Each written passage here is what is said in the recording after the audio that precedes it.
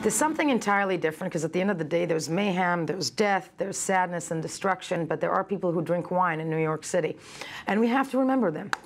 The recent economic slowdown in the United States, combined with growing environmental awareness of the need to buy locally, has led to the rise of the urban wine movement. We should be so lucky. We're going to explain all of this in the following report about an indoor home winery in New York City. And let's take it then beyond that after you watch the report. This is Alphabet City, a neighborhood located on Manhattan's Lower East Side. It may not look like it, but in this little building hides an actual winery.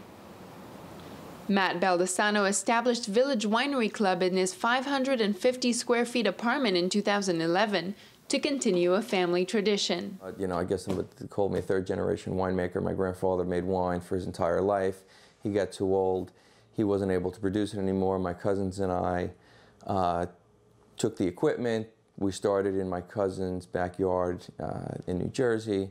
And when I came into Manhattan and had this apartment with the patio and the drain and the elevator and the central air, we were able to pull it off. So it's and share that experience with other people, not just my family. Village Winery Club is indeed all about sharing. Matt started a business model that allows people to become shareholders and not only buy his wine, but also participate in the whole winemaking process. So I like to call it's the grape to glass experience. So we take the grapes, they get shipped to the apartment, to the sidewalk on pallets in 36-pound boxes. We host a crushing event where we actually crush and destem the grapes using some pretty high-end home winemaking equipment. And at that point, we have what we call must, right, which is just like grape mash. So that's really the first step in the process. We add yeast to that, we add some nutrients. We kind of coddle it along its way as it ferments to wine. And then 7, 8, 10 days later, we do a pressing event. We actually press the juice from the skins and the seeds, and then we separate the juice from the solids. Seeing that the club was growing, Matt recently rented additional space for his venture just a few blocks away in this building basement. This is where Matt now makes his wine. His apartment is exclusively hosting events. But making wine in the middle of New York City also comes with its challenges. So you need an elevator to do it in an apartment, so lucky enough to have that. You need an outdoor space to do some fermentation and crush and hose down equipment, and we have that as well. And you need climate control because, not just keeping it cool, but keeping it cool at a reasonable price is a challenge. Some 5 years after it started, the Village Winery Club produces 50 to 100 cases of wine a year for its 60 members. For Matt, who continues to work during the day as a technical sales director, winemaking is more about the process than the end product.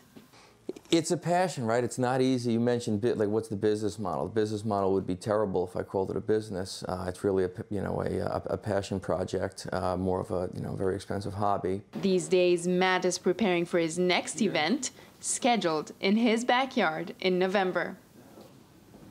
Daniel Ziri joining us on the phone from New York City. Daniel, good morning, good night to you. Thank you for staying up with us.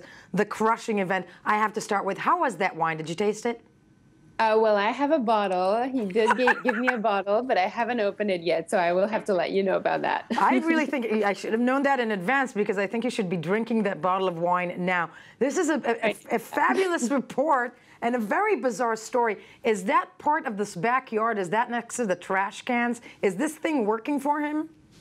Well, it is working, and he's not the only one. It's a whole movement. It's called the urban wine movement, like you mentioned in the lead. The people making wine in their apartments in big cities, and you can find them across the United States, so in some of the traditional winemaking regions like California or Washington, but also in places that are not typically known for producing wine, like New York or Dallas in Texas, for example. So they're usually pretty small. People start them in their own apartments, their garage, their patio, and they really do make wine there. And actually, right. In some of those cities, you see them teaming up, those urban wineries, and forming alliances to really make it into a community. And that's really the particularity of it, is that it is a community. They're turning wine into something cultural, an event. They're allowing people to actually be part of the winemaking process because they crush the grapes. They're sort of, invited for all the process. So very that's really exclusive. What it's about. No, very Yeah. exclusive, and you're part of the club. Keep that wine bottle. I'm coming over to drink it with you in a few I'm hours. waiting for you now. There you go. Danielle Zier from New York. Thank you. When we get back, culture news.